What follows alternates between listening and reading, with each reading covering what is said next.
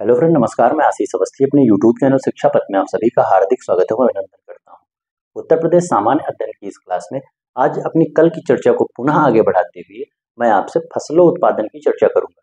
जैसा कि मैं एक नया टॉपिक लेके आया था, उत्तर प्रदेश की मिट्टी, कृषि एवं पशुपालन की चर्चा मैं आपसे कर रहा था। जैसे मिट्टी के संबंध मैंने आपको पढ़ा दिया और कृषि के संबंध में भी लगभग मैंने आपको पढ़ा दिया था। और कल की क्लास में इससे पहले कल की क्लास से पहले कृषि, जलवायु क्षेत्र, फसल चक्र के संबंध में मैंने आपसे चर्चा की थी। और कल की क्लास में फसलों उत्पादन का एक टॉपिक लिया था, जिसमें ऋतुओं के आधार पर जो 3 प्रकार की फसलें रबी, खरीफ और जायद होती, उसकी मैंने आपसे चर्चा कर ली थी।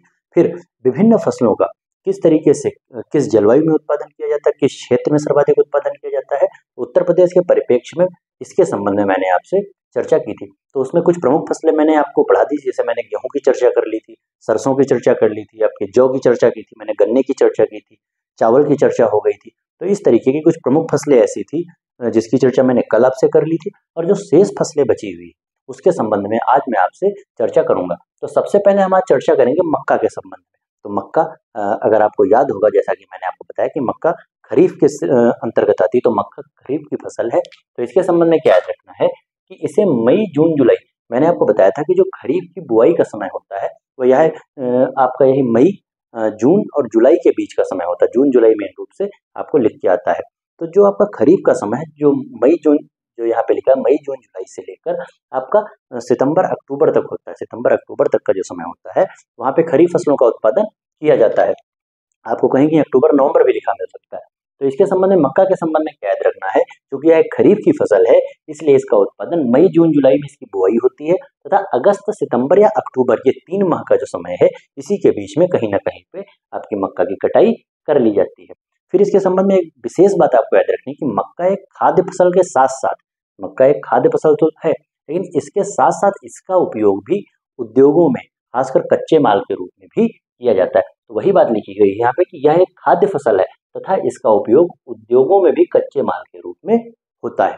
तो आप मक्का के संबंध में ये बात याद रखिएगा। अच्छा, अब उत्तर प्रदेश में मक्के का उत्पादन किन जनपदों में सर्वाधिक होता है? वैसे मक्के का उत्पादन लगभग संपूर्ण उत्तर प्रदेश में होता है, लेकिन जो इसके उत्पादन के कुछ प्रमुख जिले हैं उनके संबंध में चर्चा करना आवश्यक है। तो आपको याद रखना है मेरठ, फर्रुखाबाद, गाजियाबाद, ये आपके पश्चिम के जिले हो गए, जिसमें आपका मेरठ हो गया, फर्रुखाबाद हो गया, गाजियाबाद हो गया, बुलंदशहर हो गया, आपका फिरोजाबाद हो गया, मैनपुरी है।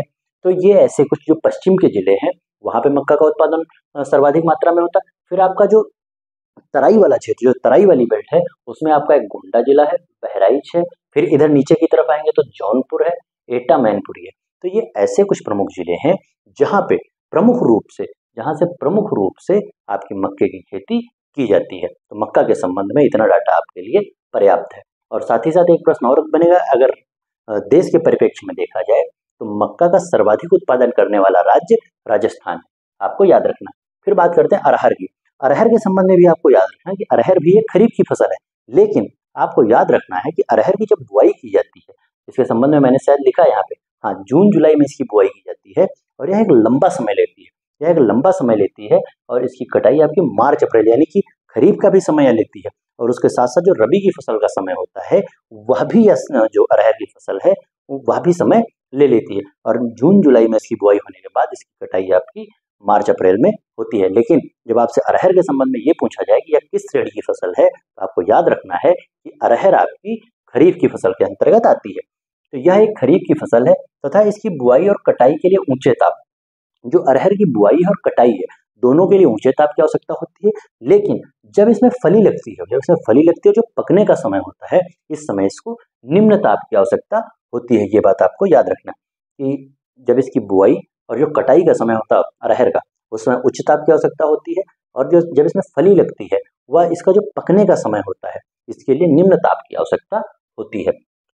फिर क्या कहता है कि इसकी जो आपका अरहर है, इसका उत्पादन किस तरीके की मिट्टी में होता है? तो आपको याद रखना है पानी न लगने वाली भूमि, जहाँ पे पानी बहुत कम मात्रा में होता है, पानी बहुत कम मात्रा में पहुंचता है, ऐसी भूमि इसके लिए सर्वाधिक उपयुक्त होती है।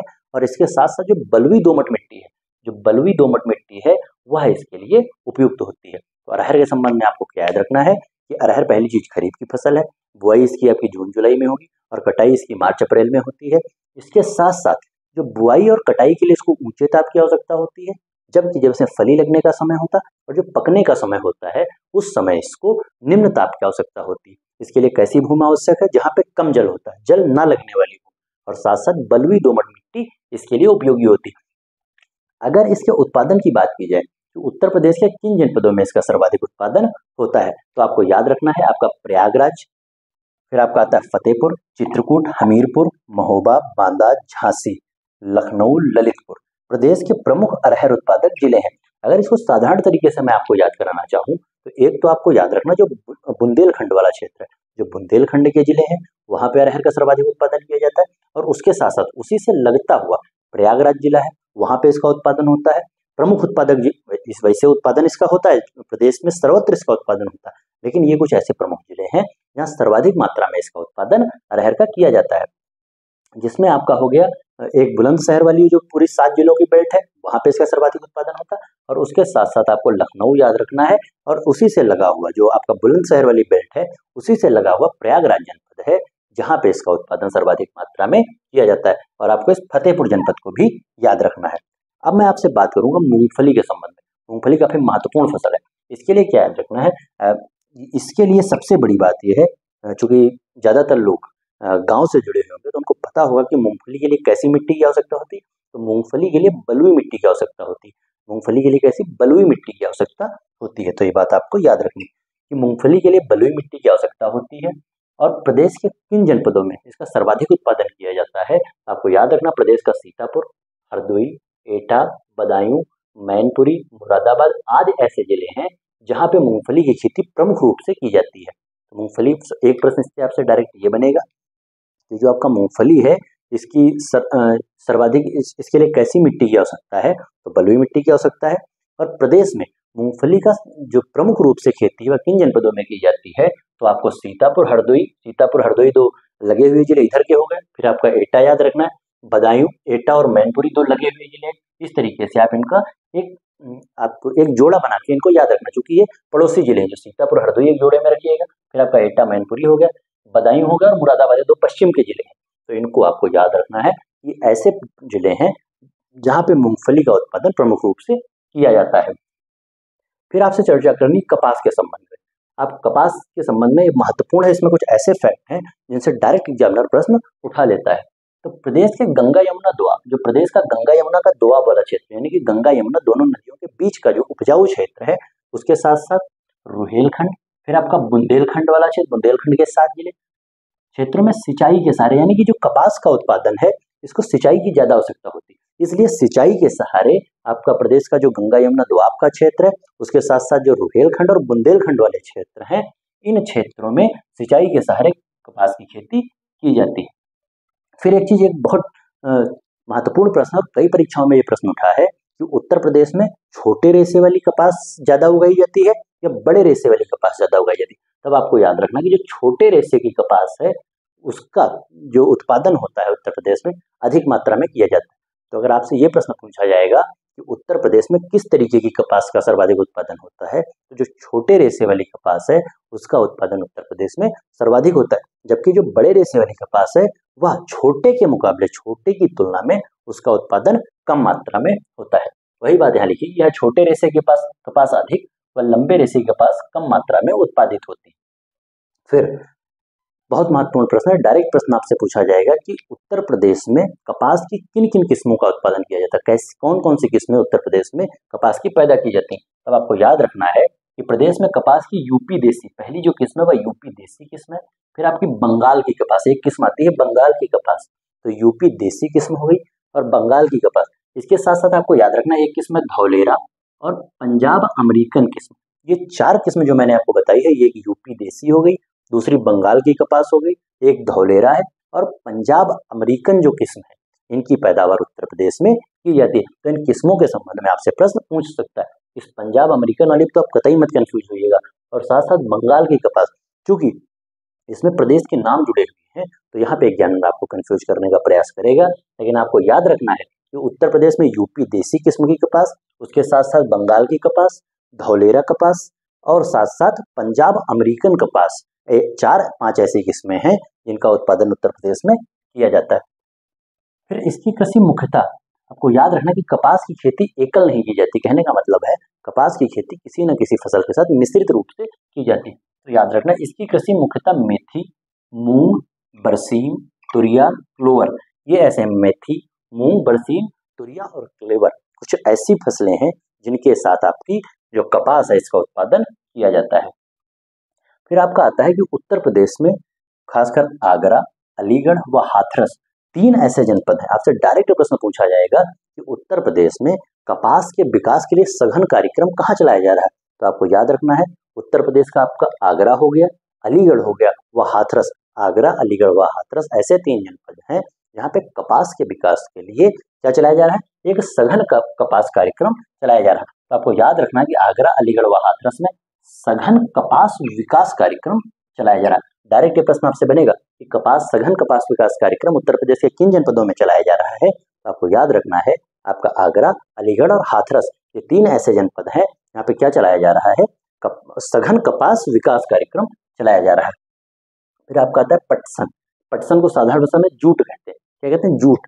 तो जूट के संबंध में आपको क्या याद रखना है कि प्रदेश के तराई क्षेत्र के विषय में कई बार मैं आपको बता चुका हूँ, तथा सरयू व घाघरा नदियों के दोआब में जूट पैदा की जाती है। खासकर जो तराई वाला क्षेत्र है, उस क्षेत्र में जब आप बहराइच की तरफ आएंगे, क्योंकि नेपाल से प्रवेश करते हुए घाघरा नदी बहराइच जिले के माध्यम से उत्तर प्रदेश में प्रवेश करती है। तो इस तरीके से जब आप बहराइच जिला और खासकर लखीमपुर खीरी जिला, सीतापुर जिला, इन जिलों में जो आपकी ये घाघरा व सरयू नदी है, क्योंकि ये नदियां यहाँ पे अपना पानी लेके आती हैं, कहाँ से लाती हैं, नेपाल की तरफ से लेके आती हैं।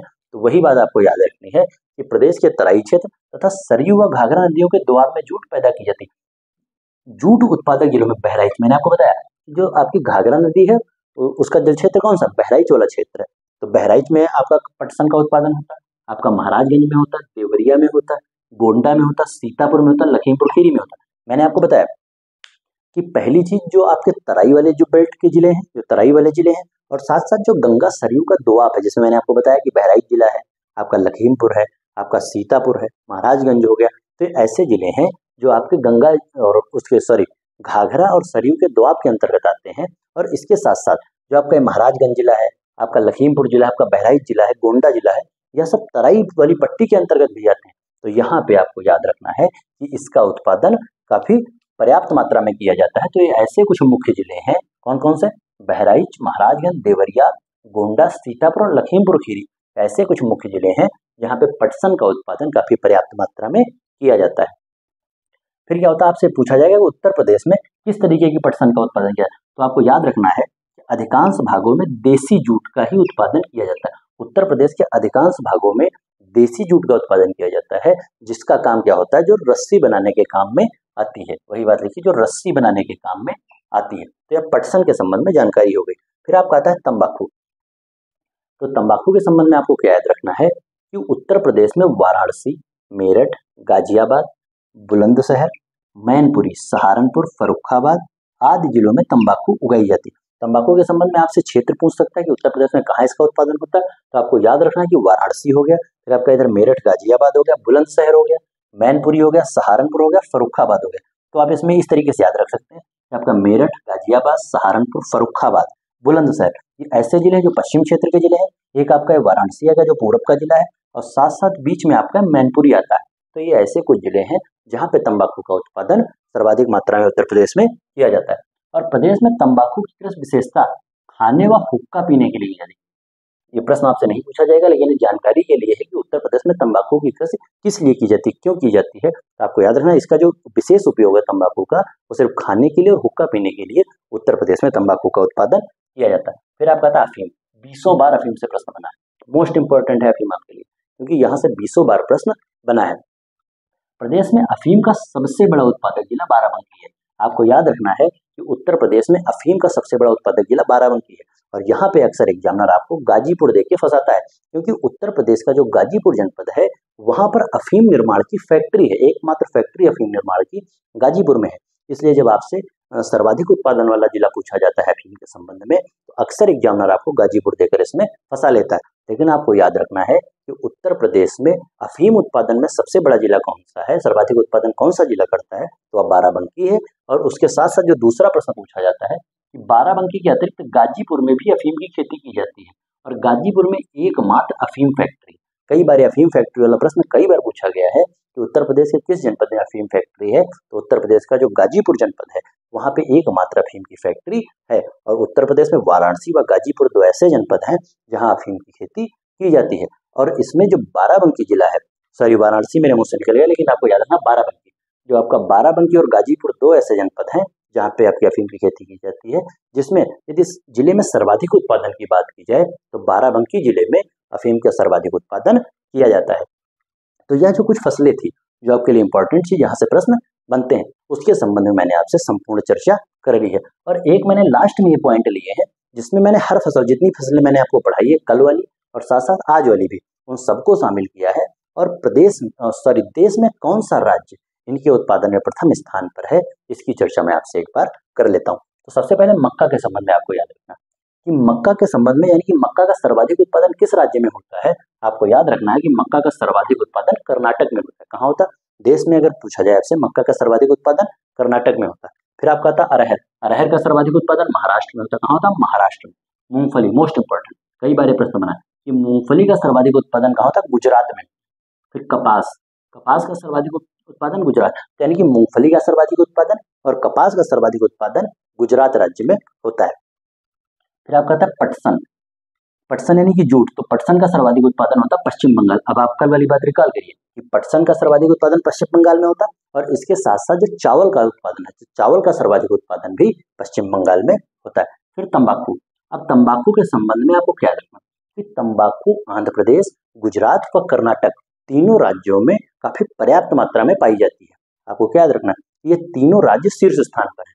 ये आपका आंध्र प्रदेश है, आपका कर्नाटक है, और इसके साथ साथ जो गुजरात राज्य है, इन तीनों राज्यों में चूंकि तंबाकू की काफी ज्यादा पैदावार होती है, तो तीनों राज्य शीर्ष स्थान पे हैं। लेकिन इसमें मैं एक और फैक्चुअल इन्फॉर्मेशन आपको दिए दे रहा हूँ। यदि आपसे ये प्रश्न पूछा जाए कि निम्नलिखित में से किस राज्य में तंबाकू का सर्वाधिक उत्पादन होता है, और ऑप्शन में तीनों राज्य दिए हों, अगर ऑप्शन में तीनों राज्य दिए हैं तो आपको हमेशा प्रायोरिटी किसको देनी है? आंध्र प्रदेश को। किसको देनी है? आंध्र प्रदेश को। और यदि इन तीनों में से कोई भी एक राज्य ऑप्शन में दिया है, तो जो भी राज्य इन तीनों में से दिया होगा हम उसको टिक करेंगे और उसको प्रायोरिटी देंगे। लेकिन यदि तीनों एक साथ या दो एक साथ आ जाए तो हमेशा आपको याद रखना है कि हमको प्रायोरिटी आंध्र प्रदेश को देनी है। फिर आपका आता है अफीम, अफीम के संबंध में क्या याद रखना कि अफीम का सर्वाधिक उत्पादन मध्य प्रदेश में होता है। कहाँ होता है? मध्य प्रदेश में। और अब अगर कल की बात मैं आपको एक बार फिर से रिकॉल कराऊं तो अफीम के साथ साथ चना, चना के संबंध मैंने कल आपको बताया था कि अफीम और साथ साथ चना का भी उत्पादन कहाँ होता है सर्वाधिक? मध्य प्रदेश में। फिर गेहूं, गेहूं के संबंध में कल मैंने आपको बताया था उत्तर प्रदेश हो गया। जौ के संबंध में राजस्थान।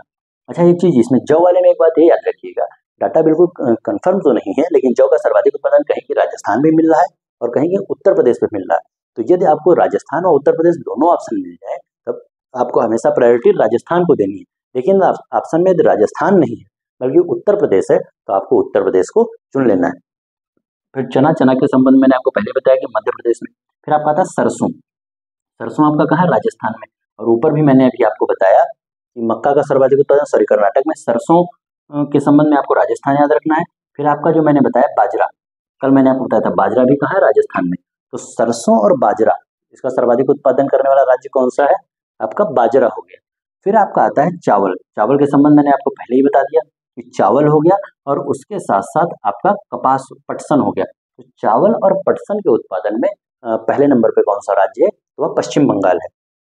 फिर गन्ना, तो गन्ना के संबंध में आपको क्या याद रखना है कि गन्ना के संबंध में सर्वाधिक उत्पादन वाला राज्य आपका उत्तर प्रदेश है। कल मैंने आपको बताया था कि गन्ना का सर्वाधिक उत्पादन, गेहूं का सर्वाधिक उत्पादन, आलू का सर्वाधिक उत्पादन, ये समस्त उत्पादन कौन करता है? सबसे ज्यादा उत्तर प्रदेश करता है। लेकिन गन्ना के संबंध में एक बात आपको और याद रखनी है, यदि चीनी उत्पादन में प्रथम स्थान पूछ लिया जाए तो चीनी का सर्वाधिक उत्पादन करने वाला राज्य महाराष्ट्र है, जबकि गन्ना उत्पादन में उत्तर प्रदेश पहले स्थान पर है और महाराष्ट्र दूसरे स्थान पर है। फिर आपका आता है बाजरा, बाजरा का सर्वाधिक उत्पादन राजस्थान करता है।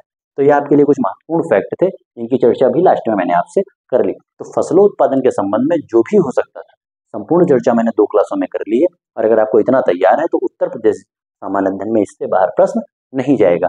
और अब कुछ बागवानी फसलें बची हैं जिनके संबंध में अगली क्लास में आपसे चर्चा करूंगा। तो फिलहाल आज की क्लास को मैं समाप्त करता हूं। अगर आपको मेरी क्लास अच्छी लगे तो उसको लाइक कीजिए, शेयर कीजिए और मेरे चैनल शिक्षा पथ को सब्सक्राइब कीजिए। बहुत बहुत धन्यवाद। नमस्कार।